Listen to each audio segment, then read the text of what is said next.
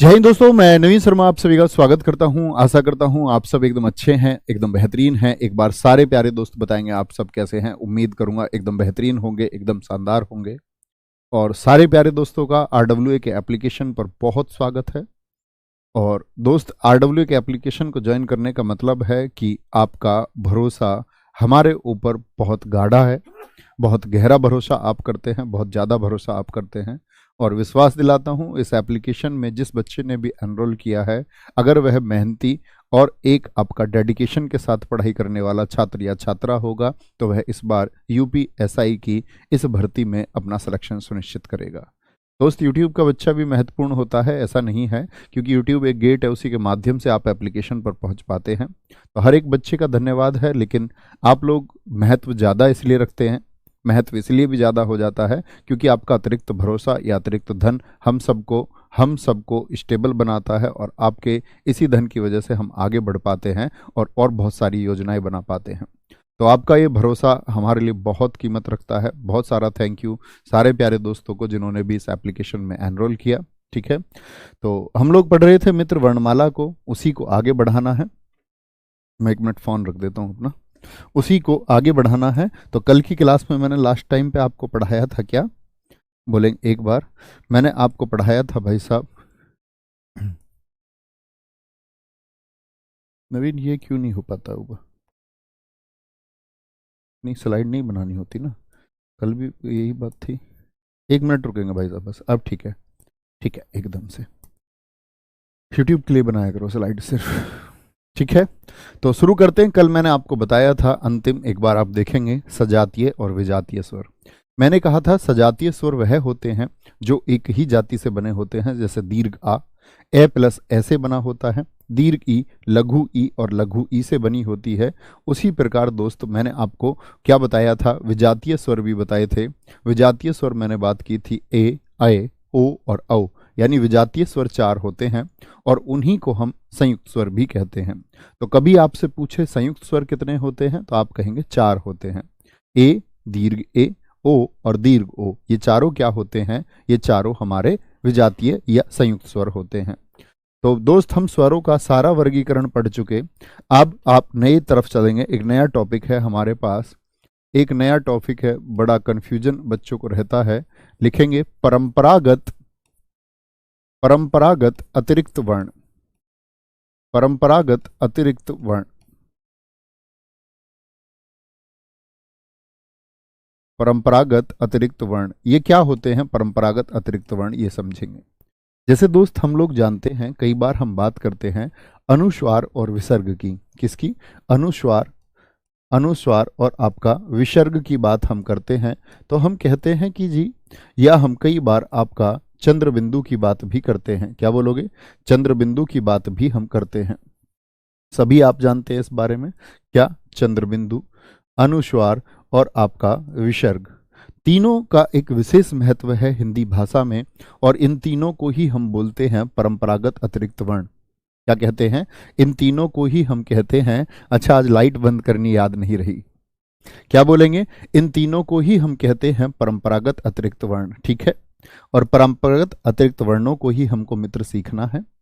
इसका नाम होता है, हर जगह आप कहीं भी कहेंगे, इसको हम चंद्र बिंदु कहते हैं। क्या बोलते हैं? चंद्र बिंदु कहते हैं, चंद्र बिंदु कहते हैं। इसका नाम मित्र आपका अनुस्वार होता है। क्या होता है? अनुस्वार होता है। और फिर होता है आपका, इसका नाम मित्र विसर्ग। क्या होता है? विसर्ग होता है। ये तीनों क्या हैं? और याद रख लेना, याद रख लेना, इनको ना तो हम स्वर में रखते हैं, ना इनको हम व्यंजन में रखते हैं, और ना स्वर में ना व्यंजन। तो फिर कहाँ रखते हैं और क्यों रखते हैं? ठीक है, किसने कहा है, किस हिंदी के विद्वान ने ये स्टेटमेंट दिया कि इनको ना स्वरों में ना व्यंजनों में रखा जाएगा, तो वो देखेंगे। ठीक है, ध्यान से समझना। तो परंपरागत अतिरिक्त वर्ण में सबसे पहले हम समझते हैं आपका किसको दोस्त? सबसे पहले हम समझते हैं परंपरागत में, याद रखेंगे, परंपरागत में सबसे पहले हम समझेंगे आपका अनुनासिक को। किसको?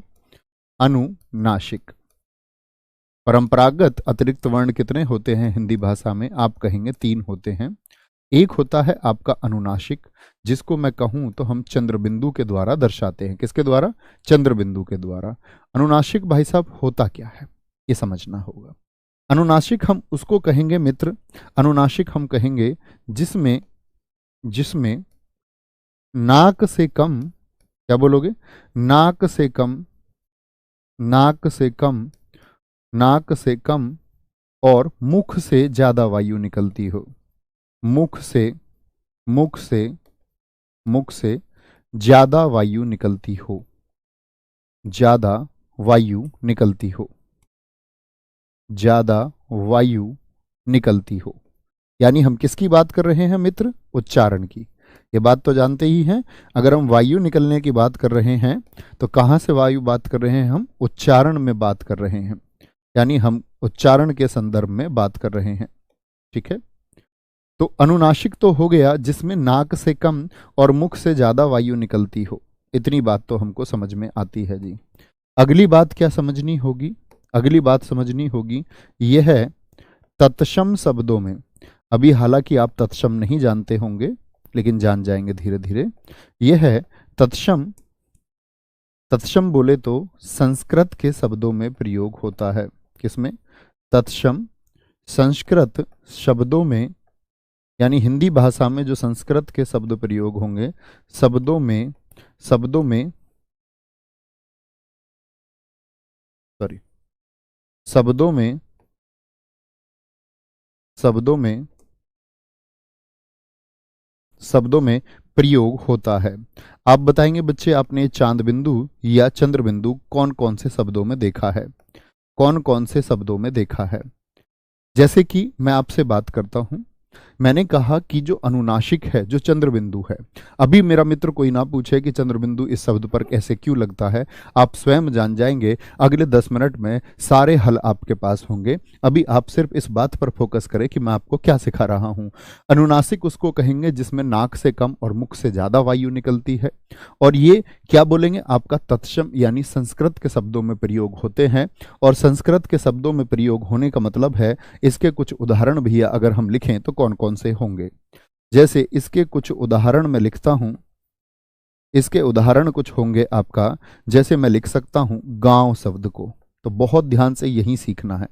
गांव शब्द को मैं लिख दूं, या मैं चांद शब्द को लिख दूं। किसको? चांद शब्द को लिख दूं। क्या बोलेंगे आपका? चांद शब्द को मैं लिख दूं। सॉरी, मैंने एक शब्द यहां पर गलत लिख दिया है, मैंने तत्सम लिख दिया, मैं तद्भव लिखना, तद्भव, तद्भव, सॉरी, रियली सॉरी। तद्भव शब्दों में, तत्सम में तो हम किसका? अनुस्वार का प्रयोग करेंगे। ठीक है, यह तद्भव शब्दों में प्रयोग होता है, क्योंकि चांद से मुझे ध्यान आया, तद्भव यानी कि हिंदी के शब्दों में। अभी मुझे ध्यान आया दोस्त, क्योंकि तत्सम का शब्द चांद नहीं चंद्र है। क्या है? चंद्र होगा। ठीक है, जैसे गांव नहीं, तत्सम का शब्द होता है आपका, क्या बोलेंगे? तत्सम का शब्द होता है आपका ग्राम। ठीक है, तत्सम का शब्द होगा। ये छोटा सा करेक्शन करेंगे मित्र। गांव हो गया, चांद हो गया। जैसे मैं बोल सकता हूं आपसे दांत शब्द को कहूंगा मैं, क्योंकि तत्सम में तो हम इसको दंत कहते हैं, दांत होगा। कांटा, जैसे तत्सम में हम इसको कंटक कहते हैं। क्या कहते हैं? कंटक कहते हैं। ठीक है, पांच कहेंगे, पांच हो गया, पांच हो गया। तो क्या बोलेंगे? मैंने आपको बताया कि जो अनुनासिक है, जो चंद्रबिंदु है, वह कहाँ पर प्रयोग होगा? जब हम कहेंगे कि नाक से कम और मुख से ज्यादा वायु निकलती हो।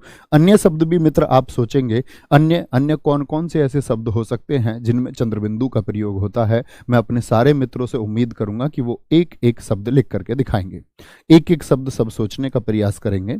उसके बाद में हम बात करते हैं आपका किसकी? दूसरा जो हमारा होता है, दूसरा जो हमारा होता है अनुनासिक या चंद्रबिंदु की बात हमने कर ली। दूसरा हम बात करेंगे मित्र आपका किसकी? दूसरा बात करेंगे हम अनुस्वार की। किसकी? अनुस्वार। और इसका दर्शन बिंदु कैसा होता है? अनुस्वार को दोस्त हम सिरोरेखा के ऊपर बिंदु लगा के दर्शाते हैं। किसके? सिरोरेखा के ऊपर ये चंद्र बिंदु हो गया, सिरोरेखा के ऊपर ये बिंदु हो गया। अंतर क्या है अभी हम सीख पाएंगे थोड़ी ही देर में। तो ये इसका विपरीत होगा, यानी क्या कहेंगे? जिसमें नाक से अधिक, बोलकर भी देखना, अभी हम इनका उच्चारण करेंगे सभी का। जिसमें नाक से अधिक, क्या बोलोगे? नाक से अधिक और मुख से कम वायु निकलती है। नाक से अधिक और मुख से, क्या बोलोगे? मुख से, नाक से अधिक और मुख से कम वायु निकलती है। कैसी वायु निकलती है? मुख से कम वायु निकलती है। हम उच्चारण भी करके देखेंगे मित्र अभी।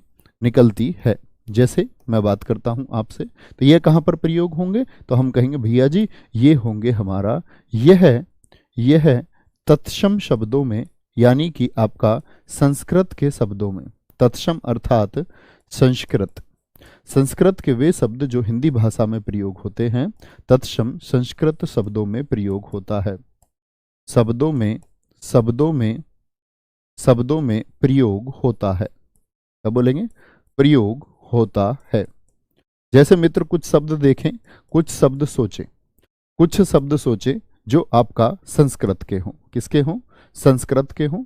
तो मैं उदाहरण के रूप में कौन कौन से शब्दों को ले सकता हूं मित्र? तो उदाहरण के रूप में भाई साहब आप देखेंगे, जैसे गांव का तो नहीं बनता, लेकिन चांद का बन जाएगा, चंद्र हो जाएगा। क्या हो जाएगा? चंद्र हो जाएगा। दांत का हम दंत ले सकते हैं, दंत ले सकते हैं, ठीक है। कांटा को क्या बोलते हैं? कंटक कहा जाता है, कंटक कहा जाता है। और शब्द आपका पांच का पंच हो सकता है। क्या बोलोगे? पंच हो सकता है, आपका पंच हो सकता है। और भी शब्द सोचे, जैसे गंगा शब्द होता है। क्या बोलेंगे? गंगा शब्द भैया हो जाएगा आपका, या संयम शब्द हो जाएगा, संयम। या मैं बोलूं मित्र आपका संस्कार शब्द हो जाएगा। क्या हो जाएगा? संस्कार शब्द हो जाएगा, जो आपका तत्सम के हैं। किसके हैं? जो आपका संस्कृत के शब्द हैं। जैसे मेरे दोस्तों ने कुछ ने भुजंग लिखा है, कुछ मेरे दोस्तों ने अंगूर लिखा है, कुछ मेरे दोस्तों ने अभी हंसी की बात करेंगे मित्र, अभी सीखेंगे। वो पहले एक क्रम से चीजों को सीखना होता है। मैं आपको बताऊंगा कि जो हर्ष है वो हंसना बताता है, जबकि हंस जो होता है मित्र, हंस जो होता है वह एक पक्षी यानी कि एक जीव को दर्शाता है।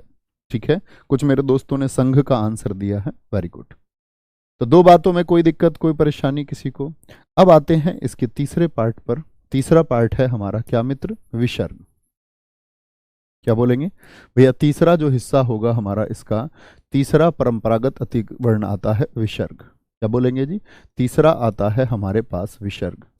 और विसर्ग की मित्र अगर हम बात करते हैं, विसर्ग की अगर हम बात करते हैं आपका, तो विसर्ग के बारे में ये बात याद रख लेनी होगी। संस्कृत के शब्दों में, क्या बोलोगे? संस्कृत के शब्दों में विसर्ग का क्या प्रतीक है? ये संस्कृत के शब्दों में, संस्कृत के शब्दों में, शब्दों में शब्दों में स्वर के बाद प्रयोग होता है। स्वर के बाद, स्वर के बाद प्रयोग होता है। कहाँ प्रयोग होगा? स्वर के बाद, स्वर के बाद प्रयोग होता है। कैसे जी? स्वर के बाद कैसे, जरा देखते हैं। जैसे आपका कुछ उदाहरण हम ले सकते हैं मित्र, कुछ उदाहरण भाई साहब हम इसके ले सकते हैं। कौन कौन से उदाहरण होंगे जरा ध्यान से समझना। उदाहरण होंगे इसके कौन कौन से? जैसे प्रातः होता है, प्रातः होता है, अतः होता है, अतः होता है। दुख में ये बीच में लग जाता है, बीच में क्यों लगता है भैया ये भी जरा बताना। दुख में बीच में क्यों आता है? या दुख के साथ में हम बात करें, जैसे प्रातः काल में भी बीच में आ जाता है, साय काल में भी बीच में आ जाता है, अधः पतन उसमें भी बीच में आ जाता है। बीच में क्यों आता है इसकी चर्चा भी हम करेंगे। अभी हमने बस थोड़ी सी परिभाषा जानी मित्र, जरा एक बार देखेंगे कि अनुनासिक उसको कहते हैं जिससे नाक से कम निकले और मुख से ज्यादा वायु निकले। तो क्या बोलेंगे? बोल के देखें, क्या बोलेंगे? नाक से कम। गांव बोले आप, चांद बोले, दांत बोले, कांटा बोले, पांच बोले, तो आप कहेंगे भैया मुख से ज्यादा वायु निकल रही है लेकिन नाक से कम निकल रही है। लेकिन यहां पर आप बोले चंद्र, बोल के देखिए, नाक पर एक जोर जाएगा आपके।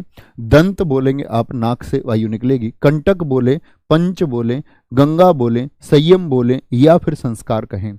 और बच्चे जब आप योग क्रिया को सीखते हैं तब ज्यादा से ज्यादा अनुस्वार शब्दों का प्रयोग कराया जाता है, ताकि आपका जो नाड़ी से संबंधित, नाक से संबंधित कहते हैं, आप किसी भी एक अनुस्वार शब्द को अनेक बार बोलें तो यह आपकी नाक और नाक यानी वात के जितने भी रोग हैं उनको सही करता है, क्योंकि इसमें नाक पर जोर पड़ता है। ठीक है। विसर्ग क्या होगा? संस्कृत के शब्दों में स्वर के बाद प्रयोग होता है। इतनी बात समझ में आई, बेसिक सी एक परिभाषा समझ में आई। कोई मेरे दोस्त को, किसी भी मेरे दोस्त को कोई परेशानी इस बात में हो तो जरा बताएंगे और एक बार नोट कर लेंगे, फिर हम आगे की तरफ चलते हैं। ठीक है। आगे आएंगे, बोलेंगे जी। अनुस्वार को बोल के देखिए तो क्या होगा। अब हम कई बार पुस्तकों में ये पढ़ते हैं कि अनुस्वार वह है जिसमें नाक से सिर्फ वायु निकलती है। वह परिभाषा एकदम गलत होती है मित्र, क्योंकि आप चंद्र को बोलेंगे बिगर मुख के तो कुछ बोला ही नहीं जा सकता। सिर्फ नाक से कुछ बोला जा सकता है क्या? आप एक बार बोल के देखिए, सिर्फ नाक से प्रयास करिए आप। क्या नाक से सिर्फ उच्चारण कोई किया जा सकता है? नाक से शब्द का नहीं, हाँ आपका वर्ण का उच्चारण किया जा सकता है, जिसमें आवाज आती है न भी वो आप बोलेंगे तो न अणे अणे बोलेंगे तो नाक पर प्रभाव जाएगा, लेकिन मुख की तो आवश्यकता होगी। मुख की तो आवश्यकता हमेशा उच्चारण के लिए होगी। इतनी बात में मेरे मित्र किसी को कोई परेशानी तो एक बार बताएंगे। इसी प्रक्रिया को फिर आगे बढ़ाते हैं और सीखेंगे। ध्यान से देखना। अब बात आती है मित्र आपकी, ध्यान से देखेंगे। एक बार एक स्टेटमेंट लिखेंगे, पहले एक नोट लिखेंगे छोटा सा, तब हम बाकी की चीजों को, इसके अगले स्टेप को हम सीखेंगे। नोट है जो पंडित किशोरी प्रसाद वाजपेयी हैं, लिखेंगे पंडित किशोरी प्रसाद वाजपेयी के अनुसार, पंडित किशोरी प्रसाद वाजपेयी के अनुसार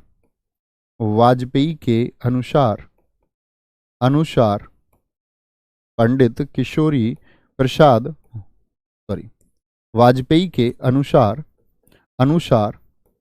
क्या कहते हैं ये कहते हैं कि अनुस्वार और विसर्ग स्वर नहीं है।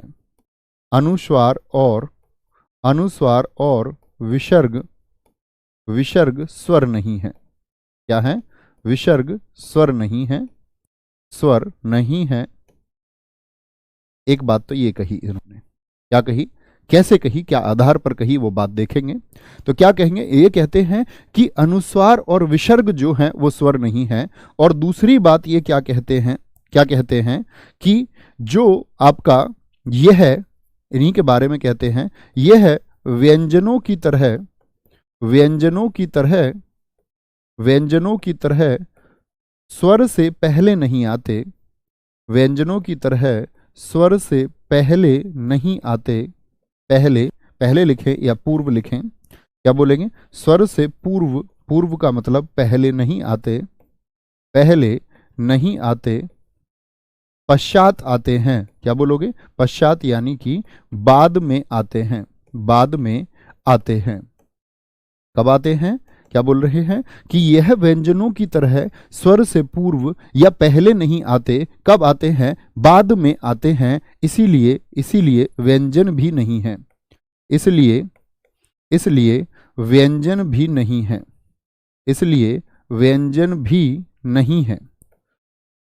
भी नहीं है। अतः इनको अयोगवाह कहा गया है। क्या कहा गया है? अतः इनको अयोगवाह कहा गया है। क्या बोलोगे? इनको अयोगवाह कहा गया है। क्या कहा गया है? इनको अयोगवाह कहा गया है। अयोगवाह का मतलब होता है जो बच्चे योग ना होने पर भी साथ रहे, यानी योग नहीं है तब भी साथ रहे, तो उसको हम अयोगवाह कहते हैं। जैसे ध्यान से देखेंगे, उसको हम अयोगवाह कहते हैं। अब बात आती है इनकी परिभाषा को समझने की कि क्यों दोस्त आपका अनुस्वार और विसर्ग को, अनुस्वार को ही हम क्या बोलेंगे, आपका चंद्रबिंदु उसी का एक रूप है, तो इनको ना तो स्वर कहेंगे ना व्यंजन। क्या कारण रहे? उन्होंने कहा है, पहले कारण को समझते हैं। जैसे मैं दोस्त कभी भी एक शब्द लिखूं आपसे, जैसे ऐसे शब्द लिखो जिनमें विसर्ग आता है। आप कहें जैसे कि भैया अतः हो गया, प्रातः हो गया, क्या हो गया? प्रातः हो गया, ठीक है। या ऐसा कोई शब्द लिखें बच्चे जिसमें अनुस्वार आपका आता हो, तो आप कहेंगे भैया ऐसा मैं एक शब्द लिख सकता हूं, ठंड शब्द को मैं लिख सकता हूं, ठीक है। एक तो ये शब्द हुए। एक व्यंजनों की तरह किसी एक व्यंजन को लिख लें, जैसे व्यंजन मैंने लिख लिया कै, खा मैंने लिख लिया, या मैंने गा लिख लिया, ठीक है। इतनी बात समझे। तो व्यंजनों की तरह स्वर से पूर्व नहीं आते, इस स्टेटमेंट को समझ। ये कथन क्या कहता है कि कै का अगर मैं विच्छेद करूं मित्र तो क्या होगा? का धन ए होगा कि नहीं होगा? यस और नो। खे का मैं विच्छेद करूं तो क्या होगा? खे धन ए होगा मित्र या नहीं होगा? या गे का मैं विच्छेद करूं तो गे धन ई गे धन ए होगा कि नहीं होगा? या मैं बोल दूं एक शब्द मैंने लिख दिया जी, क्या लिख दिया? जी शब्द को मैंने लिख दिया, और इसका मैं आपसे पूछूं कि विच्छेद क्या होगा, तो आप क्या बोलेंगे जी, क्या विच्छेद होगा? तो आप कहेंगे भैया जा में दीर्घ ई है, जा में दीर्घ ई है। यानी मित्र आप किसी भी वर्ण को गौर से देखना, गौर से देखेंगे तो कौन पहले आता है मुझे बताएं, व्यंजन पहले आता है कि स्वर पहले आता है? सभी को आप देखिए, कभी भी मात्रा रहेगी तो कौन पहले आएगा, व्यंजन पहले कि स्वर पहले? यानी मेरी समझ में एक बात आई जो मैंने यहां पर लिखी कि व्यंजन विच्छेद में स्वर से पहले आता है। क्या बोलेंगे? छोटी सी एक बात मैंने जानी, व्यंजन स्वर से क्या आता है, पहले आता है। कहां आता है? पहले आता है, पहले आता है। कौन पहले आता है? व्यंजन। उसी बात को ये कह रहे हैं कि यह व्यंजनों की तरह स्वर से पूर्व में आता है, स्वर से पूर्व में आता है। क्या बोलेंगे? व्यंजनों की तरह स्वर से पूर्व में आता है। कौन आता है पूर्व में? व्यंजन आता है। लेकिन इनका कथन क्या कहता है कि जो अयोग वहां है, जो अयोग वहां है वो स्वर से पूर्व कभी नहीं आते। यहां देखें कहां पर आया है, आप कहेंगे आ धन ता है। क्या है कि ता में क्या लिखा हुआ है आपका? आ है लिखा हुआ है। तो बाद में है विसर्ग की, बोलेंगे विसर्ग बाद में है दोस्त आपका। प्रातः को भी समझाता हूं आपको। तो आप कहेंगे भैया एकदम सही बात है कि व्यंजनों की तरह स्वर से पूर्व कभी नहीं आते, हमेशा कहां आते हैं? हमेशा कहां आते हैं आपका? बाद में आते हैं। ठीक है, ये बात तो समझ में आती है। इसीलिए व्यंजन भी नहीं है। व्यंजन कब होगा? व्यंजन कब होगा? जब स्वर से पहले आए। कब आए? जब स्वर से पहले आए। क्या आया स्वर से पहले? कभी भी। ठीक है, तो व्यंजन नहीं है। अब बात समझते हैं स्वर की। हिंदी भाषा में मित्र एक बात लिखना, एक बात नोट करना, हिंदी में कोई दो स्वर, अब पूरी बात क्लियर होगी आप लोगों को, हिंदी में कोई दो स्वर साथी नहीं हो सकते। कोई दो स्वर साथ नहीं लिखे जा सकते, साथ नहीं लिखे जा सकते। आप कोई शब्द प्रयास कीजिए, लिखे जा सकते। आप कोई शब्द प्रयास कीजिए जिसमें दो स्वर आपने कभी साथ देखे हों, और फिर ध्यान से समझेंगे। जिसमें कोई दो स्वर साथ आते हों, ऐसा कुछ सोच के देखिए। दो व्यंजन तो दोस्त आप एक साथ देख लेंगे, द्वितीय व्यंजन आप देख लेंगे, जैसे दिल्ली में, जैसे बच्चा में मैंने आपको बताया। लेकिन मित्र कभी भी दो स्वर क्या आपने साथ देखे हैं? एक बार बताएं। तो आप कहेंगे भैया आपने एक शब्द बताया अभी अतः, प्रातः को अभी समझेंगे। अतः का अगर मैं वर्ण विच्छेद करूं तो आप कहेंगे आ, ता में क्या होगा? ता में एक ए होगा और ए के साथ विसर्ग है। यानी अगर विसर्ग को भी आप कहें स्वर है, अगर मैं विसर्ग को भी स्वर कहूं तो ए तो आप जानते ही हैं एक स्वर है। क्या ऐसा हिंदी भाषा में हो सकता है कि दो स्वर साथ आ जाएं? क्या ऐसा हो सकता है मित्र कि दो स्वर साथ आ जाएं? कभी आपने देखा है? कभी आपने देखा है कि दो स्वर साथ आ जाएं? क्या बोलोगे? कोई दो स्वर साथ में आ जाएं, बोलेंगे भी फटाफट से। कभी भी बोलेंगे एक बार। बाल्टी में कहां शब्द आया दोस्त? बाल्टी में कहां शब्द आया आपका? बोलेंगे एक बार। सारे दोस्त बोलेंगे एक बार। लस्सी में क्यों? लस्सी द्वित्व है दोस्त। मैं व्यंजन की बात नहीं कर रहा हूं, मैं स्वर की बात कर रहा हूं कि एक शब्द को हम कभी लिख रहे हैं तो हिंदी में कोई दो स्वर क्या साथ आ सकते हैं? कोई दो स्वर क्या साथ आ सकते हैं किसी शब्द में? और याद रख लेना वह शब्द, अगली स्टेप पर मैं आपको बढ़ाऊं, वह क्रिया शब्द नहीं होना चाहिए। सिर्फ क्रिया शब्दों में ऐसा होता है, वह क्रिया शब्द ना हो। क्या ना हो? वह कोई क्रिया को दर्शाने वाला शब्द ना हो। क्या बोलेंगे? इसके आगे बढ़े कि भैया दो स्वर साथ नहीं हो सकते, किस पर? वह क्रिया शब्द ना हो। जरा देखेंगे एक बार। वह एक क्रिया शब्द नहीं होना चाहिए। मेरे एक मित्र ने लिखा है आई, आई एक क्रिया शब्द है। आओ मेरे मित्र एक क्रिया शब्द है। आओ एक क्रिया शब्द है।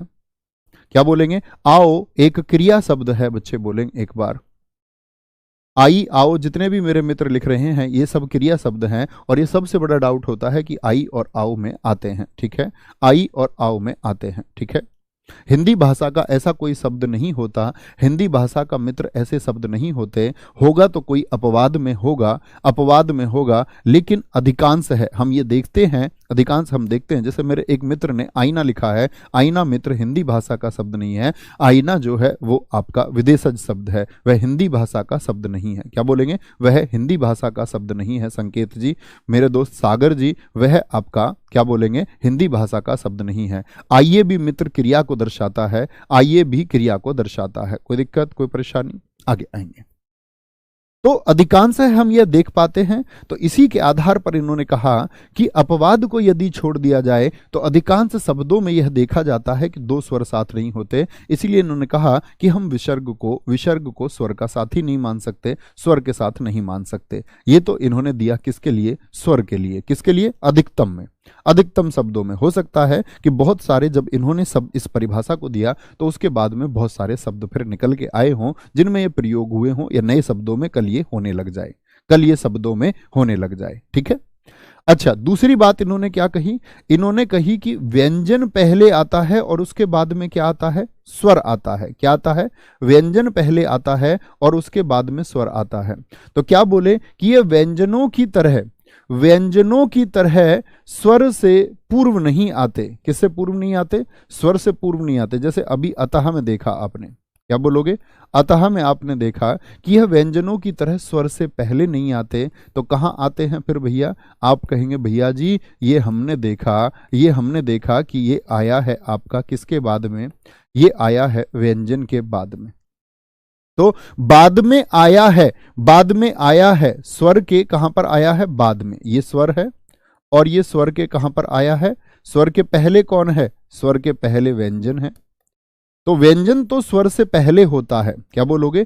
किसी एक वर्ण में व्यंजन जो होता है, जैसे तय की बात हम अगर करें, सिर्फ तय को देखें दोस्त, क्या होगा आपका कि यहां पर मैं इसको ऐसे विच्छेद कर सकता हूं या नहीं कर सकता? आप कहेंगे हाँ भैया। तो यहां पर मित्र एक बात देखें, ये क्या है? ये व्यंजन है, यह एक स्वर है। यानी आप कहेंगे किसी अकेले वर्ण की यदि हम बात करते हैं तो व्यंजन कहां आता है? स्वर से हमेशा पहले आता है। व्यंजन कहां आता है? स्वर से पहले आता है। व्यंजन कहां आता है? स्वर से पहले आता है। लेकिन ये तो मित्र किसके बाद गया? ये तो स्वर के बाद गया। क्या बाद में व्यंजन आ सकता है? मुझे बताएं, यस और नो। मुझे बताएं, क्या आपका व्यंजन बाद में आ सकता है? आप कहेंगे नहीं, इसका मतलब यह व्यंजन भी नहीं है। ये दो सिद्धांत उन्होंने दिए बच्चे मानने के। क्या बोलेंगे? क्या यह दो सिद्धांत उन्होंने दिया, इसको मानने के। इतनी बात समझ में आई कि क्या बोलेंगे, कभी भी हम ये बात नहीं कहेंगे कि अनुस्वार को स्वर कहें या विसर्ग को स्वर कहें। तो मैं एक छोटी सी बात आपको समझाने का प्रयास कर रहा था, उम्मीद करूंगा थोड़ी सी आप समझाए, थोड़ी सी आप समझ पाए। मेरे दोस्त, एक बच्चा कह रहा सर आई में आया हुआ है ए और ई। बेटा, आई का मतलब आना को दर्शाता है, वह एक क्रिया शब्द है। जो है क्रिया शब्द ना हो, ये बात मैंने लिख दी है। अभी मेरे कुछ मित्र शायद क्रिया को ना जानते होंगे। क्रिया किसी काम के होने को दर्शाती है। आना, जाना, जब ना लगा हो किसी मूल धातु में, खाना, टहलना, सोना, ये सब क्रिया शब्द होते हैं। बात समझे?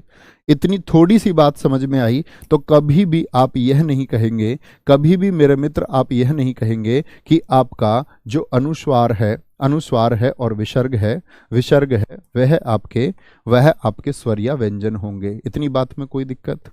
वापस चले मित्र आपका, क्या हम वापस चल सकते हैं अपनी बात पर? अब आते हैं इधर। तो मैंने क्या बताया आपको?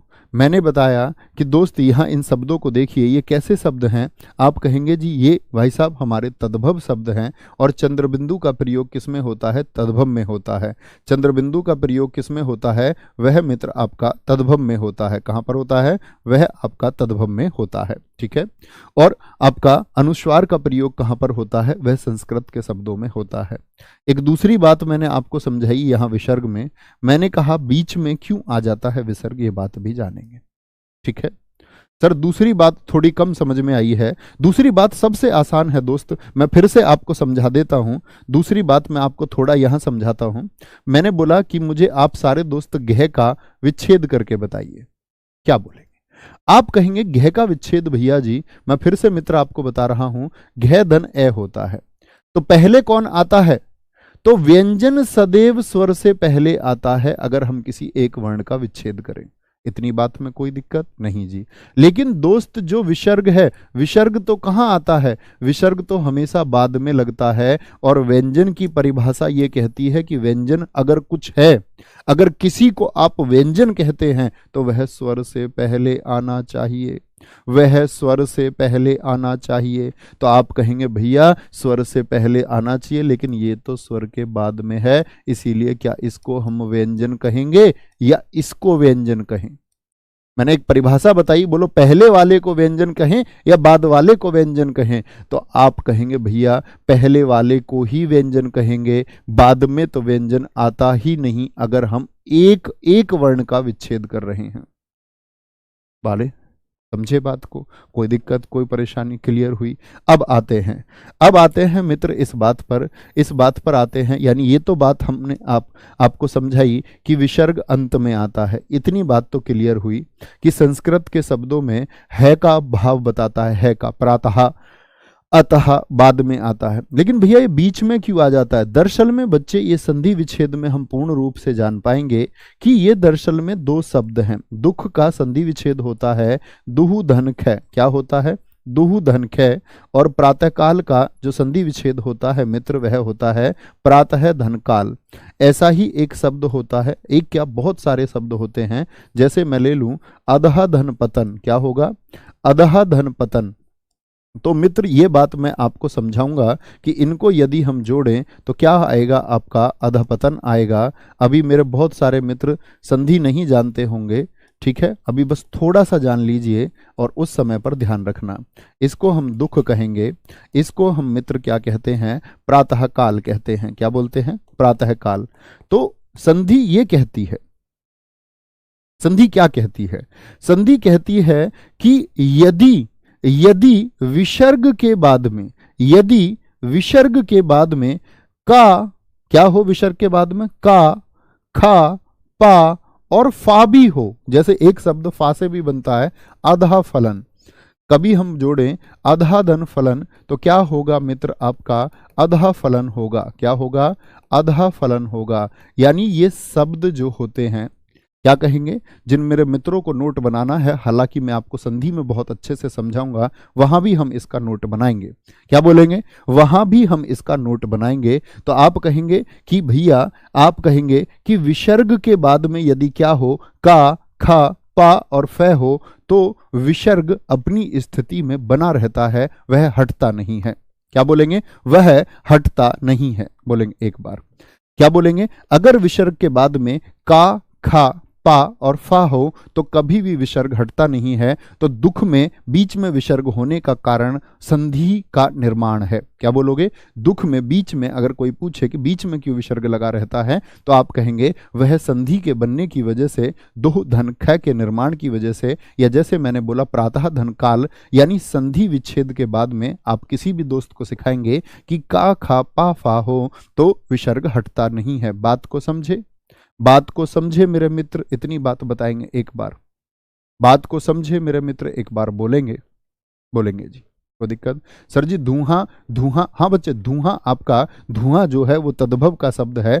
संस्कृत में तो उसको हम धूम्र कहते हैं। क्या कहते हैं? धूम्र कहते हैं। कोई दिक्कत, कोई परेशानी? इतनी बात में।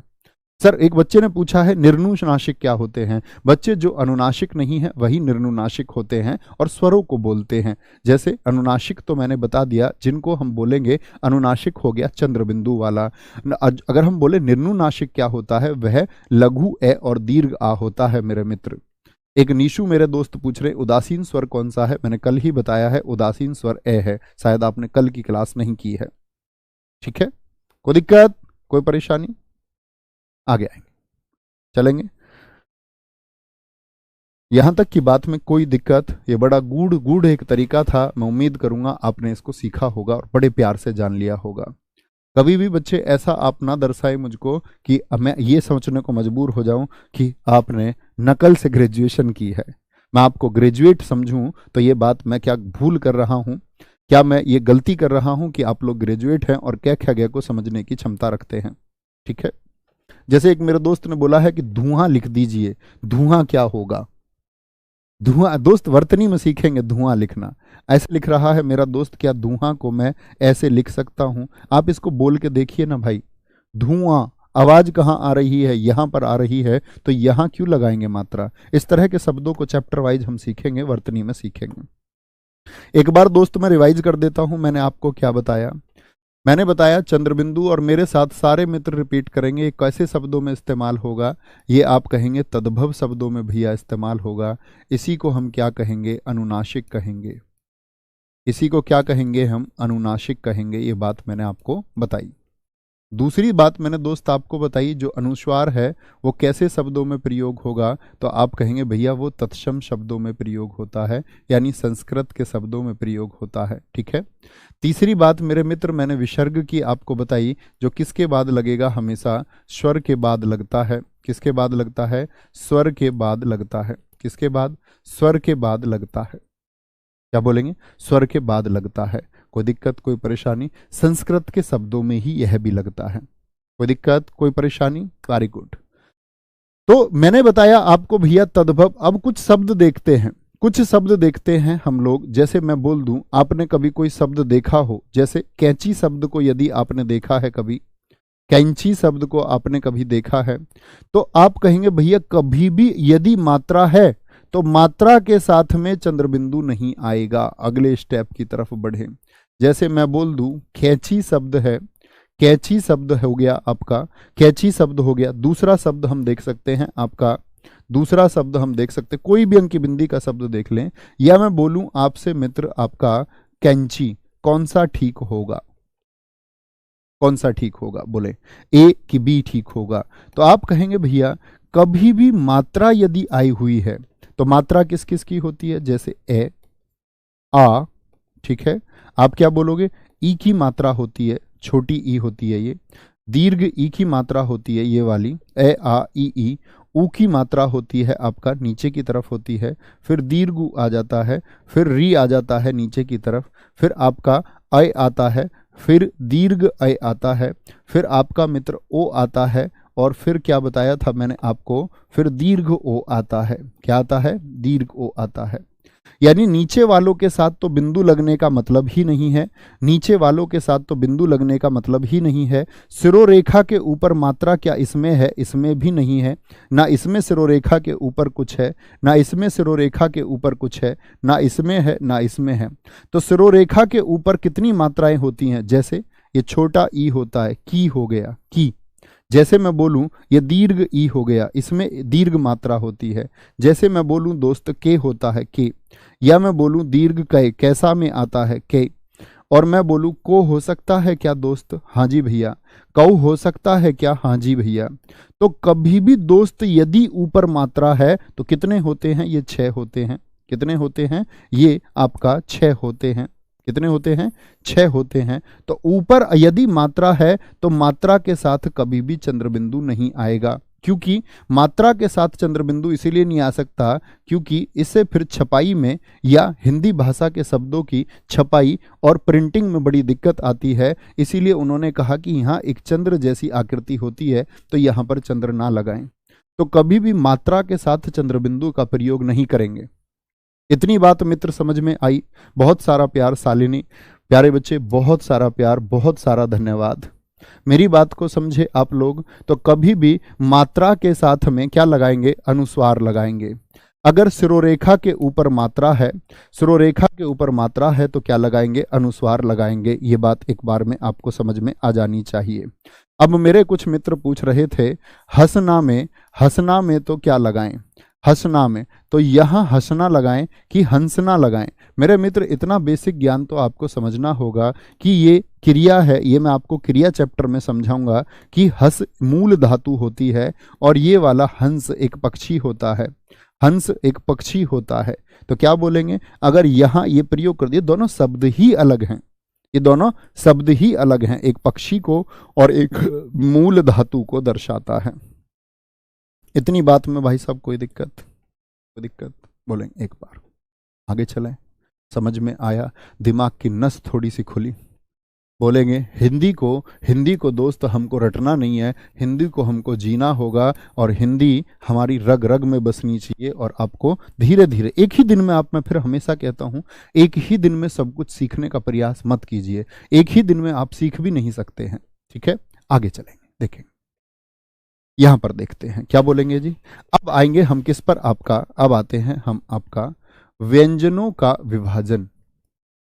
अब हमने स्वरों को पूरी तरह से जाना, स्वरों के बाद में हमने परंपरागत वर्णों को जाना, अब हम व्यंजन को जानेंगे। किसको? व्यंजन को जानेंगे। और व्यंजनों के विभाजन के लिए दोस्त सबसे पहले आपको पता होना चाहिए, सारे व्यंजन आप अपनी कॉपी पर लिख लें, का, खा, गा, घा और आपका अंगा होगा। क्या होता है? एक बार बोलेंगे मेरे साथी, कॉपी पर लिखने का हमेशा प्रयास करें। चा, छा, जा, जा, झा, क्या होगा? झा, और अइया होता है, अइया। टा, ठा, डा, टा, ढा, ढा और अण होता है, अण। ठीक है, ता, था, दा, धा, धा, ना होता है, पा, पा, फा, बा, भा, भा और मा होता है। क्या होता है? मैं होता है। इतना लिखेंगे पहले। तो ये हमारे कुल मिलाकर के बेसिक मैंने आपको बताए थे कि कुल 33 व्यंजन मैंने आपको बताए, जिसमें से अभी आप 25 को लिखेंगे। पहले इनकी प्रकृति जानेंगे, पहले इनकी प्रकृति जानेंगे। तो व्यंजन क्या होते हैं दोस्त, समझना एक बार। व्यंजन क्या होते हैं? व्यंजन क्या होते हैं? सर मुझे थोड़ा विसर्ग का, बच्चा नहीं समझ में आया तो एक छोटी सी बात तो याद रख सकते हो। विसर्ग अगर आपके समझ में नहीं आया कि जी विसर्ग जो होता है, मैंने बड़ी आसान तरीके से बताया कि व्यंजन सदैव आपका विच्छेद करेंगे। तो पहले इसमें कोई ना समझने जैसी बात थी ही नहीं मित्र। अगर आप तब भी नहीं समझ पाए और बिल्कुल बेसिक सी चीज़ आपके समझ में नहीं आई, तो आप एक छोटी सी बात याद रखो कि आपका जो अनुस्वार और विसर्ग हैं वो आपका ना तो स्वर है ना व्यंजन है, वो अयोग वहाँ है। इतनी बात आपको याद रख लेनी है। ठीक है, बड़ा अच्छा लिखा है सूरज सिंह ने, करत करत अभ्यास के जड़मत हो सुजान। यानी जड़ बुद्धि जो आपका एक ऐसी बुद्धि होती है जो अक्रिय होती है, अक्रियाशील होती है, अभ्यास करते करते वह क्रियाशील हो जाती है। आगे क्या बोलेंगे जी? का, खा, गा, घा, अंगा। ठीक है, चा, छा, झा, झा, अइया, टा, ठा, डा, ढा, अण, ता, था, दा, धा, न, पा, फा, बा, भा, मैं। ठीक है, और ता, था, दा, धा, न। अब दोस्त यहां पर एक बात समझना, यहां पर एक 3 चीजों को और ध्यान से देखें। इस वर्ण पर जरा ध्यान दे, था पर, इस वर्ण पर जरा ध्यान दे, धा पर, और इस वर्ण पर जरा ध्यान दे, भा पर। किस पर? भा पर। इन तीनों को आप देखेंगे तो ये ऊपर से कैसी प्रकृति है इनकी? घुमावदार है, घ की नहीं होती है, घ की घुमावदार प्रकृति नहीं होती है। इसकी प्रकृति कैसी है? ऊपर से घुमावदार है। इसकी प्रकृति मित्र कैसी है? घुमावदार है। देख पा रहे हैं? बोले यस और नो। क्या इसकी प्रकृति घुमावदार है? ये आप देख पा रहे हैं?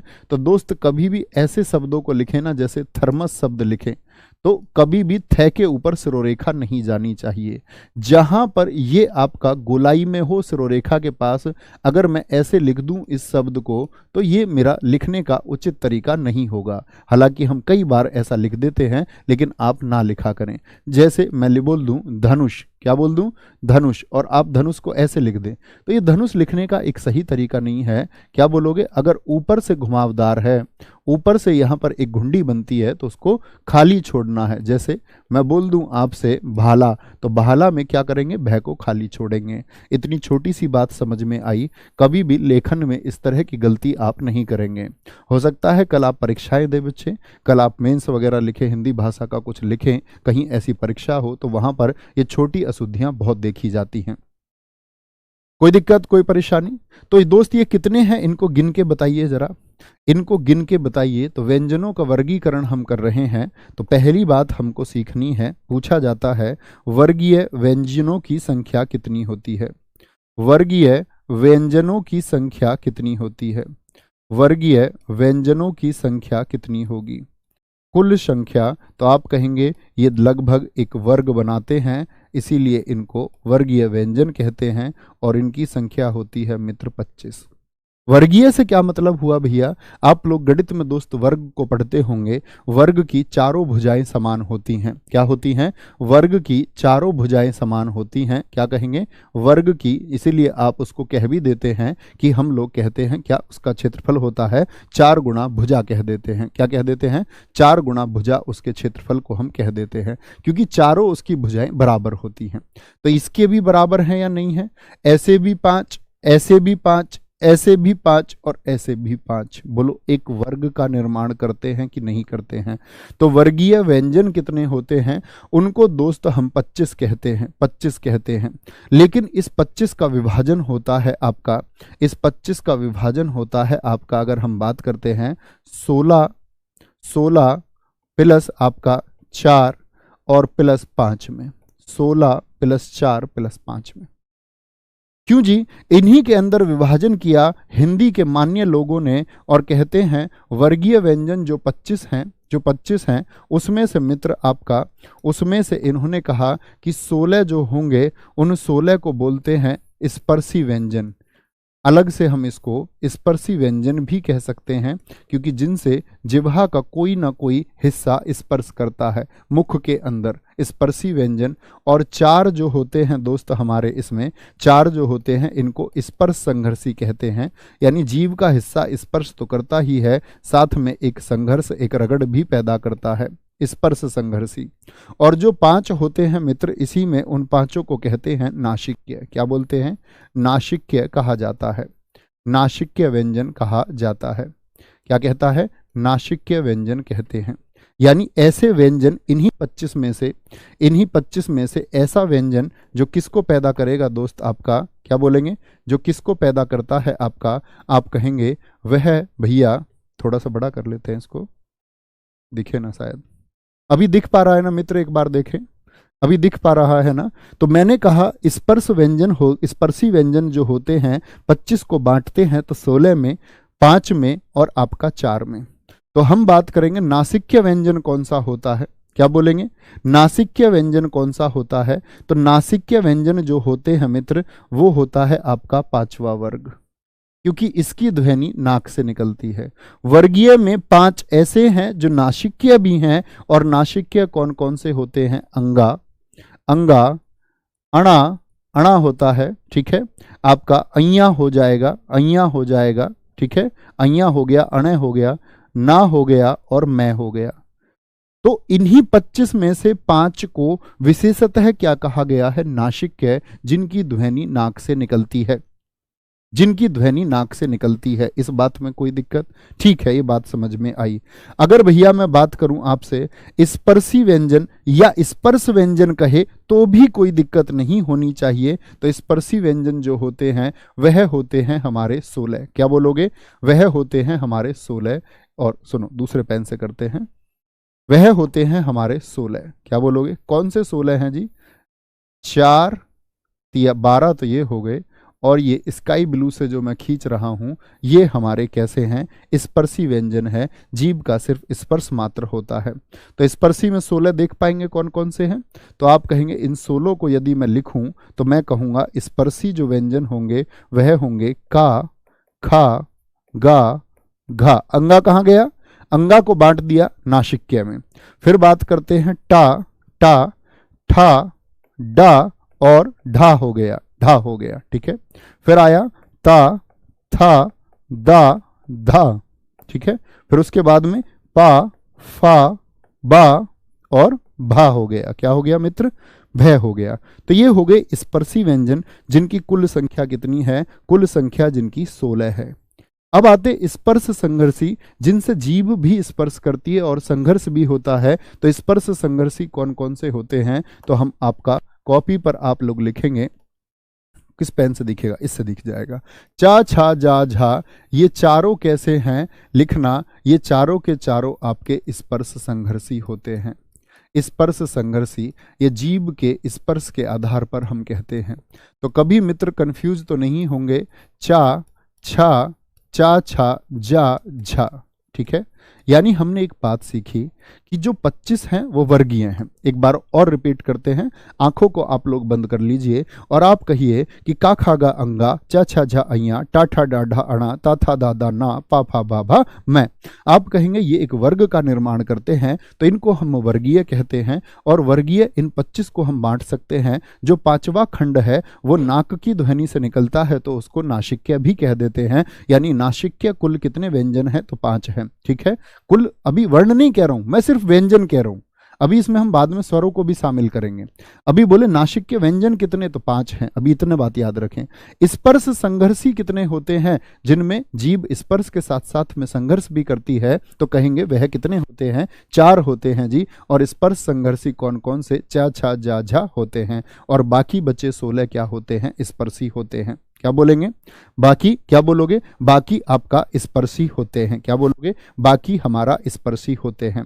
एक दोस्त ने मेरे ने बोला कि जी सासलजम जो है आपका, सासलजम कैसा होगा? मेरे दोस्त अभी हम सैसलजम की बात ही नहीं कर रहे हैं। सैसलजम ऊष्मीय होगा, वो बात हम ऊष्मीय में करेंगे, ऊष्मीय में करेंगे। ठीक है, बहुत बढ़िया। सर साहित्य का रोल कितना हो सकता है? साहित्य मेरे मित्र आप ये मान के चलिए कि साहित्य से आपको परीक्षा में, मैंने पहले भी कहा था 2020 वाली परीक्षा, उसमें जो आपका जो 21-22 वाला पेपर लेट हुआ बड़ा, उसमें भी मैंने लोगों को गाइड किया। लोग कहते रहे जी 15 क्वेश्चन आएंगे। बहुत सारे लोगों ने अलग अलग कहानियां उसमें रची। मैंने तब भी कहा था आपसे 6 से 7 प्रश्न आइडियल होते हैं और आप 6 प्रश्नों का एक आधार मान के चले साहित्य से। ठीक है, कोई दिक्कत, कोई परेशानी इस बात में? एक बार बोलें, इस बात में कोई परेशानी? क्या मैं आगे बढ़ सकता हूं? दोस्त एक बार मुझे बोलें, आगे आते हैं। ठीक है, 25 का विभाजन आप जान चुके, 25 का विभाजन आप जान चुके। प्रिंस यादव जी कह रहे हैं नासिक के व्यंजन 5 नहीं 6 होते हैं। मेरे दोस्त नासिक के व्यंजन 5 या 6 नहीं होते। नासिक के व्यंजन तो 5 होते हैं, लेकिन जब इसमें मैं अनुस्वार को शामिल करूंगा तो नासिक के वर्ण कुल 6 होते हैं। अभी मैंने नासिक के वर्ण की मित्र आपसे बात की ही नहीं है, मैंने तो सिर्फ नासिक के व्यंजन की बात की है। नासिक के व्यंजन की बात मैंने आपसे की है। व्यंजन, नासिक के व्यंजन पूछे तो सब मित्र क्या कहेंगे? 5 कहेंगे। मैंने कल भी आपको बात समझाई दोस्त, संदेह की कोई बात ही नहीं है, संदेह की कोई बात ही नहीं है। ठीक है, आगे आएंगे। चैप्टर के बाद में आप लोग डिस्कस कर सकते हैं, मैं आपको हमेशा समय दूंगा। हमेशा एक सेशन रखेंगे हम कम से कम 10 मिनट का, जिसमें मैं आप सब लोगों के हर चैप्टर के बाद में एक डाउट लूंगा। 10-15 मिनट, 20 मिनट भी चल सकता है। अंतस्थ व्यंजन 25 में तो हमने कह दिया कि आपका वर्गीय व्यंजन होते हैं। अंतस्थ व्यंजन की बात हम करते हैं। किसकी? अंतस्थ व्यंजन की। तो अंतस्थ व्यंजन कौन कौन से होते हैं? अंतस्थ व्यंजन होते हैं दोस्त हमारे, क्या बोलोगे? अंतस्थ व्यंजन होते हैं हमारे या, रा, ला और वा होता है। क्या होता है? या, रा, ला, वा होते हैं, या, र, ल, व होते हैं। ठीक है, अंतस्थ व्यंजन। क्या बोलेंगे? जो व्यंजन हमारे, जैसे हम बोले या, हम बोले रा, ला, वा, इनको अंतस्थ कहने का मतलब क्या था कि ये अंतः स्थित हैं। बहुत सारे लोगों ने कहा ये अर्ध व्यंजन है, बहुत सारे लोगों ने कहा ये अर्ध स्वर हैं। आधे स्वर की भांति व्यवहार करते हैं और आधे व्यंजन की भांति व्यवहार करते हैं, इसीलिए इनको अंतस्थ व्यंजन कहा गया। जरा देखेंगे तो यह है और वह है, यहां पर 2 बातें निकल के आती हैं। यह और वह, इन दोनों को हम कहते हैं अर्धस्वर। अर्धस्वर, अर्धस्वर कहने का क्या कारण है? यानी आधे स्वर इनको क्यों कहते हैं आधे स्वर? जैसे दोस्त यह के निर्माण का हम अगर एक शब्द देखते हैं, ये यहां से प्रचलन में आया, को आ, को आ। ये आ स्वर है कि नहीं है? बोले यस और नो। क्या मैं कोआ को कोवा भी लिख सकता हूं? हाँ भैया, ये दोनों शब्द ही शुद्ध माने जाते हैं। यानी एक स्वर की जगह हमने क्या इस्तेमाल कर लिया? एक स्वर की जगह हमने क्या इस्तेमाल कर लिया? एक ही जगह वह को इस्तेमाल कर लिया हमने। क्या बोलोगे? एक ही जगह वह को इस्तेमाल कर लिया। ऐसा ही एक शब्द आता है दोस्त महिलाएं। क्या होता है? महिलाएं। महिलाएं, मुझे बताएं ए एक स्वर है कि नहीं है? लेकिन मैं महिलाओं को, तो हिंदी भाषा कहती है कि इसको यदि महिलाएं लिखा जाए तो कोई ताज्जुब आपको नहीं होना चाहिए, क्योंकि क्या बोलेंगे? क्या बोलेंगे? एक ही जगह यह का इस्तेमाल हो जाता है, एक ही जगह यह का इस्तेमाल हो जाता है। तो यह भी शुद्ध होगा और यह भी शुद्ध होगा। यानी वे का इस्तेमाल किसकी जगह हुआ? स्वर की जगह।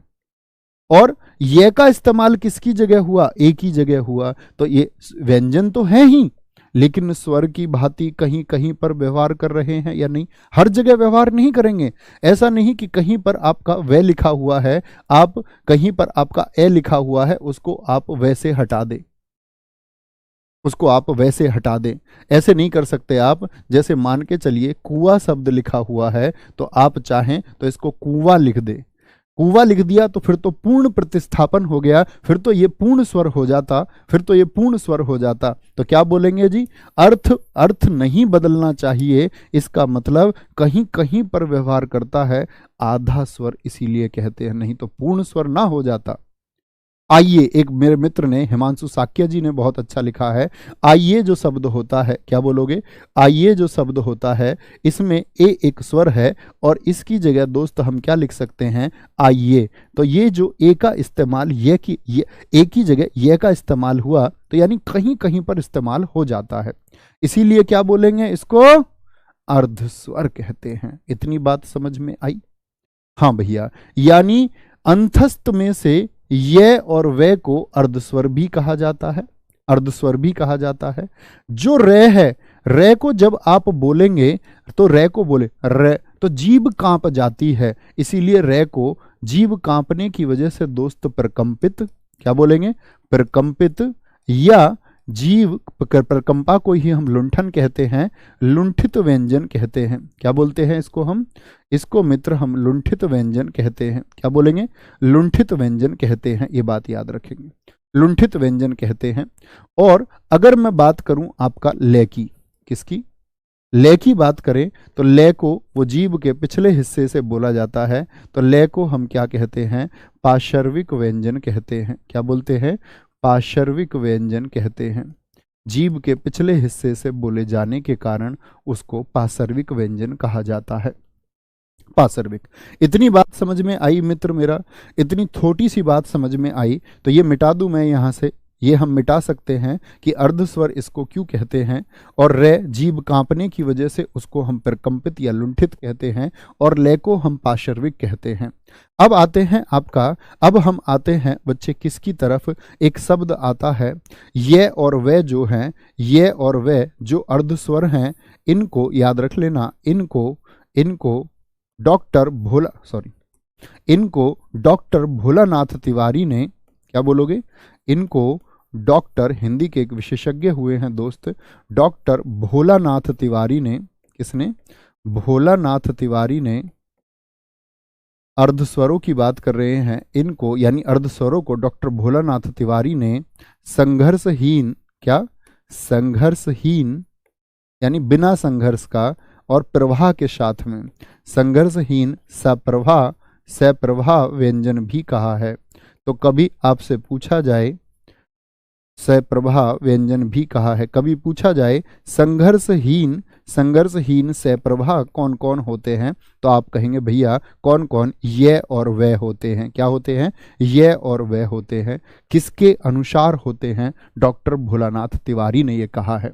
ठीक है, बोलेंगे जी। एक बच्चा कह रहा रे को लुंठित क्यों कहते हैं? अभी मैंने समझाया था दोस्त, क्लास में ही बोला है कि इसमें जीभ कांपती है, और जीभ का जो कांपना है, प्रकंपन, उसी को हम लुंठन भी कहते हैं, उसी को हम लुंठित भी कहते हैं। ठीक है भैया, इसलिए कौन सा सही होगा? इसलिए ये सही होता है बच्चा। अभी ऐसे शब्द मत पूछो मित्र, ये मैं वर्तनी में सिखाऊंगा आपको। इसीलिए कुछ नहीं होता, इसलिए होता है, ये वर्तनी में सीखेंगे। कमेंट सेक्शन से दूर रह के, मैंने कहा ना, आपका पेन कागज पर चलना चाहिए, कागज पर चलना चाहिए। मेरे बहुत सारे दोस्त ऐसे हैं जिनकी यूपीएसआई परीक्षा पास नहीं हुई थी, और वो आज अपने कोचिंग सेंटर चला रहे हैं, और हिंदी में बच्चे स्थानीय रूप से एक बड़ा नाम उनका हो चुका है। तो सीखना बहुत जरूरी है, और सीख करके आप जिंदगी में कुछ भी बेहतरीन कर सकते हैं। ठीक है, इतनी बात समझे? ये और वे, रे और ले। इससे आगे चलेंगे दोस्त। अंतस्थ व्यंजन समझे? अंतस्थ के बाद में आता है आपका क्या? अंतस्थ के बाद में आते हैं ऊष्म व्यंजन। क्या? ऊष्मीय व्यंजन, या ऊष्म व्यंजन कह सकते हैं। ऊष्मीय व्यंजन। ऊष्मीय व्यंजन क्या होते हैं? क्या बोलोगे? उच्चारण में, या लिखें जिन वर्णों के उच्चारण में जिन वर्णों के उच्चारण में जिन वर्णों के उच्चारण में जिन वर्णों के उच्चारण में जोर से श्वास खींचना पड़ता है। कैसे? जोर से श्वास खींचना पड़ता है, खींचना पड़ता है। कौन से होंगे? खींचना पड़ता है। देखेंगे जरा, जिन वर्णों के उच्चारण में जोर से श्वास खींचना पड़ता है, ऐसे कौन कौन से होते हैं मित्र? तो हम कहेंगे ऐसे होते हैं आपका श, क्या बोलोगे? श शलजम होता है, स सपेरा होता है, श षटकोण होता है आपका, और मित्र एक होता है आपका है, क्या बोलोगे? है होता है। तो ये वो हैं चारों जिनके उच्चारण में अधिक श्वास खींचनी पड़ती है। क्या बोलोगे? अधिक श्वास खींचनी पड़ती है। क्या खींचनी पड़ती है? अधिक श्वास खींचनी पड़ती है। ठीक है, बोलेंगे जी। सर यदि प्रश्न पूछे तो स्पर्शी व्यंजन कितने कहें? मेरे मित्र, जितना मैंने बताया है उतना ही आपको कहना होगा, जितना बताया है उतना ही कहना होगा। एक बच्चे ने पूछा है, मोहित मौर्य जी ने, अमानक वर्ण कौन से होते हैं? अमानक वर्ण वो होते हैं मित्र जो अब हिंदी भाषा में प्रयोग नहीं किए जाते। यानी कि संस्कृत के कुछ शब्द थे जैसे लरा, लरा जैसे लरा धातु जैसे प्रयोग होते थे, या एक आपका भा, भा में एक प्रयोग होता था, इस तरह का। ये संस्कृत के कुछ थे जो हिंदी में प्रयोग होते थे, यानी अब हिंदी के मानकीकरण के अनुरूप नहीं है, इसीलिए मित्र उनको अमानक वर्ण कहते हैं। समझे मित्र? आगे आएंगे। सर जी आपने बताया था ट्रक में टे आधा होता है, तो क्रम में के आधा क्यों नहीं होता? मेरे बच्चे, क्रम में भी के आधा ही होता है। मैं आपको अगली ही क्लास में समझाऊंगा, जब मैं आपको वर्णमाला बताऊंगा ना, वर्णमाला में अक्षरों का क्या क्रम होता है, जब मैं आपको वर्ण विच्छेद सिखाऊंगा तब ये बात आप पूर्ण तरह से सीख पाएंगे। यहां तक की बात में कोई दिक्कत? तो ऊष्मीय व्यंजन क्या होते हैं? जिन वर्णों के उच्चारण में जोर से श्वास खींचनी पड़ती है, जोर से श्वास खींचनी पड़ती है। तो जोर से श्वास जब हमने खींची तो मित्र क्या होता है? इसमें एक गर्म ऊष्मा बाहर निकलती है। क्या होता है? एक गर्म ऊष्मा बाहर निकलती है। हथेली रखें अपने पास में, बाहर निकलती है, और बोले हाँ, तो एक गर्म ऊष्मा बाहर निकलेगी या नहीं निकलेगी? हथेली देखें अपनी, हथेली पर देखें, इनमें क्या होता है? एक गर्म ऊष्मा बाहर भी निकलती है। बोलेंगे एक बार, क्या होगा? ये पेन क्यों नहीं चल रहा है यहाँ पर? चल गया, चल गया, चल गया, चल गया। तो एक गर्म ऊष्मा, आप बोल के देखें, सा शा श हा, तो क्या होगा? एक आपका गर्म ऊर्जा, क्या बोलेंगे? एक गर्म ऊर्जा या गर्म ऊष्मा भी बाहर आती है। एक अंतिम टॉपिक आज का हम जान लेते हैं, जिसको हम कहते हैं आपका आगत स्वर। क्या कहते हैं? इसमें बच्चे बहुत कंफ्यूज होते हैं। आगत स्वर दरअसल में बच्चे, आगत स्वर जो है ना, वो ना तो स्वर है, हम उनको स्वर नहीं कह सकते। ये दरअसल में हिंदी में प्रयोग बाहर से आने वाले शब्दों में होते हैं। और बाहर कौन से? अंग्रेजी के शब्दों में होते हैं। क्या बोलोगे? अंग्रेजी के शब्दों में होते हैं। जैसे देखेंगे, क्या बोलेंगे? यदि अंग्रेजी के शब्दों को हिंदी में लिखा जाए, यदि अंग्रेजी के शब्दों को, किसके शब्दों को? अंग्रेजी के शब्दों को हिंदी में लिखा जाए। किसमें? अंग्रेजी के शब्दों को हिंदी में लिखा जाए। क्या बोलेंगे? हिंदी में लिखा जाए, लिखा जाए। इतनी बात समझे? कैसे जी? जैसे अंग्रेजी का एक शब्द है हॉस्टल, इसको आप हिंदी में लिख के मित्र देखिए। जैसे मैं एक शब्द बोलूं आपसे, हॉस्पिटल एक शब्द है, इसको आप अंग्रेजी में लिख के देखिए। जैसे मैं आपसे बोलूं कॉलेज एक शब्द है जो अंग्रेजी का शब्द है, नॉलेज एक शब्द है जो मित्र किसका? आपका अंग्रेजी का शब्द है, नॉलेज। ठीक है। जैसे मैं आपसे बोलूं कॉफ़ी शब्द को आप लिख के देखिए, कॉफ़ी शब्द को आप लिख के देखिए। या दोस्त मैं आपसे कहूं ऑपरेशन शब्द को आप हिंदी में लिख के देखिए, ऑपरेशन शब्द को, तो क्या कहेंगे? हॉस्टल को कैसे लिखें जी? ऐसा ही, हिंदी रूप ना लिखने लग जाना इसका, छात्रावास लिख दो कभी, हॉस्टल यानी छात्रावास नहीं लिखना है। क्या बोलेंगे? उसको हॉस्टल कहेंगे। हॉस्पिटल को कैसे लिखेंगे? हॉ, तो आवाज किसकी आ रही है? हॉस्पिटल, हॉस्पिटल होगा। क्या होगा? हॉस्पिटल होता है। ठीक है। कॉलेज होता है, क्या होता है? कॉलेज होता है। कॉलेज नहीं होता, कॉलेज। नॉलेज नहीं होता, नॉलेज होता है। क्या होता है? नॉलेज। और कॉफी होता है, क्या होता है? कॉफी होता है। तो ऐसे मत लिख देना, पता चले कॉफी लिख दिया, कॉफी लिख देते हैं बहुत सारे दोस्त। अंग्रेजी के शब्द को यदि ओ लगा रहे हैं तो किससे लगाएंगे भैया? किससे लगाएंगे? आगत स्वर से लगाते हैं। और आगत स्वर मित्र कौन सा होता है? तो अब आप पहचान पाए होंगे, जैसे ऑपरेशन होगा, ऑपरेशन। तो ओ किसके द्वारा दर्शाया जा रहा है? तो आगत स्वर कौन सा होता है? जो सिरोरेखा के ऊपर ये दर्शाया जाता है। समझे आगत स्वर क्या होता है? बहुत सारे दोस्तों ने लिखे हैं शब्द। वेरी गुड, बहुत शानदार, बहुत शानदार। सर काकल्य वर्ण भी होते हैं? हाँ बच्चे, अभी हमने पूरा विभाजन नहीं किया है, अभी हमने पूरा विभाजन नहीं किया। अभी मैं आपको अली जिह्वा वर्ण बताऊंगा कौन से होते हैं, जिह्वा मूल्य बताऊंगा मैं आपको। हम ये भी याद रखेंगे नुक्ता वाली ध्वनियों को कहाँ रखा जाएगा। अभी हम व्यंजन को भी पूर्ण तरीके से नहीं सीख पाए हैं, अभी तो हमको कचट तक पढ़ना होगा। कंठ, तालु, मूर्धा, मूर्धा आपका, फिर दंत और ओष्ठ्य व्यंजन हम सीखेंगे, फिर आपका तब अभी 2 क्लास हमारी और होंगी वर्णमाला की। समझे बात को? समझे बात को? इतनी बात में मेरे मित्र को किसी को कोई परेशानी? आज की कक्षा को एक बार ध्यान से रिवाइज करना। बहुत गहरी और गाढ़ी बातें मैंने आपको सिखाने का प्रयास किया है। मैं ये मानता हूँ, जैसे मुझे ये बताया जाता था कि बच्चों को वह बात ना बताई जाए, बच्चों को वह, बहुत सारी जगह पे बहुत सारे अध्यापक गणों से मैंने चर्चा भी की है कि बच्चे को ऐसा कुछ सिखाया जाए जिसको वो आसानी से सीख जाए। लेकिन मैं ये मानता हूँ मेरे मित्र कि अगर सिखाने का प्रयास किया जाए तो हम हर चीज़ को सीख सकते हैं यदि हम प्रयास करें। तो ऐसी ही उम्मीद मैं आपसे पूरे बैच में रखूंगा कि मैं आपको कुछ भी बेहतरीन सिखाने का प्रयास करता हूं तो आप हमेशा खुले दिल से स्वागत करते हुए सीखेंगे और खुद कभी ये नहीं सोचेंगे जी कहीं ये कठिन चीज़ तो नहीं है। कठिन मित्र कुछ भी नहीं है, आप समझने को तैयार होने चाहिए। तो ख्याल रखिए। जय हिंद, जय भारत, जय मां सरस्वती। थैंक यू, बहुत सारा प्यार।